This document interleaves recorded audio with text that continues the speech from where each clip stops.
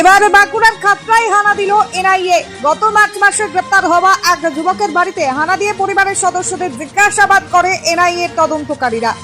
এবার বাঁকুড়ার খাতড়ায় হানা দিল এনআইএ। গতকাল রাতে বাঁকুড়ার খাতড়ার খরবন এলাকায় এনআইএর 5 সদস্যের একটি প্রতিনিধি দল হানা দেয়।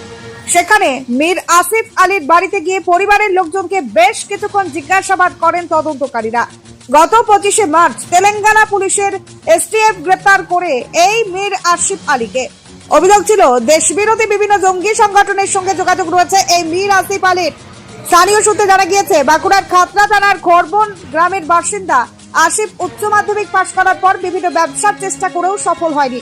আর্থিক অনটনের কারণে বছর খানেক আগে কাজের সন্ধানে আত্মীয়দের সঙ্গে সে ভিন রাজ্যে পাড়ি দেয়। পরিবার জানতো আসিফ দিল্লিতে রয়েছে। এরই মাঝে গত মার্চ মাসে তেলেঙ্গানা পুলিশের এসটিএফ এর হাতে ধরা পড়ে সন্দেহভাজন 3 জঙ্গি। ধৃত ওই 3 জঙ্গিকে জিজ্ঞাসাবাদ করে এবং তাদের মোবাইল ফোনের তথ্য সংগ্রহ করে মীর আসিফ আলীর খোঁজ পায় তেলেঙ্গানা পুলিশের এসটিএফ। অভিযোগ, মীর আসিফ আলী আল জঙ্গি সংগঠনের হয়ে গোপনে এই রাজ্যে মডিউল তৈরি করার চেষ্টা চালাচ্ছিল। গোপনে জঙ্গি সংগঠনের প্রচারমূলক বিভিন্ন পোস্ট সামাজিক মাধ্যমে ছড়িয়ে দেবার দায়িত্ব পালন করত এই মীর আসিফ আলী। পরবর্তীতে গোটা ঘটনাটির তদন্তভার হাতে নেয় এনআইএ। তারপর গতকাল আসিফ আলীর খরবনের বাড়িতে হানা দিয়ে এনআইএর তদন্তকারীরা পরিবারের সদস্যদের জিজ্ঞাসাবাদ করে মীর আসিফ আলী সম্পর্কে আরো বিস্তারিত তথ্য সংগ্রহ করে বলেই জানা গিয়েছে। বাঁকুড়ার খাতড়া থেকে মোহাম্মদ শাহজাহান আনসারের রিপোর্ট, সন অফ বেঙ্গল বাংলার খবর। কিনা সেটা আমরা জানি না, কিন্তু আমরা প্রথমে খবর পাইনি যে এটা এনআইএ টিম। আমরা দেখলাম যে এখন পেরিয়ে যাচ্ছিলাম, পেরিয়ে যেতে যেতে দেখলাম যে এখানে প্রচুর পুলিশ ফোর্স, এমনকি বাইরের থেকেও দেখলাম অনেক ফোর্স আছে, আমাদের এখানে থানা থেকেও অনেক ফোর্স আছে। এমনকি আমরা জানতে চাইলাম ব্যাপারটা, কিন্তু আমাদেরকে সেখানে কোনো রকম ভাবে এন্ট্রি দেওয়া হয়নি।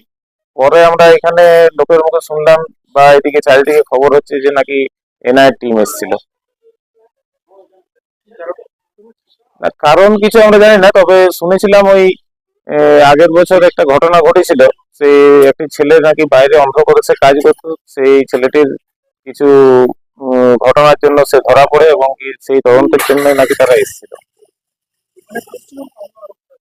না, এখানে পুলিশ ছিল, এমনকি বাইরে থেকেও প্রচুর পুলিশ ছিল।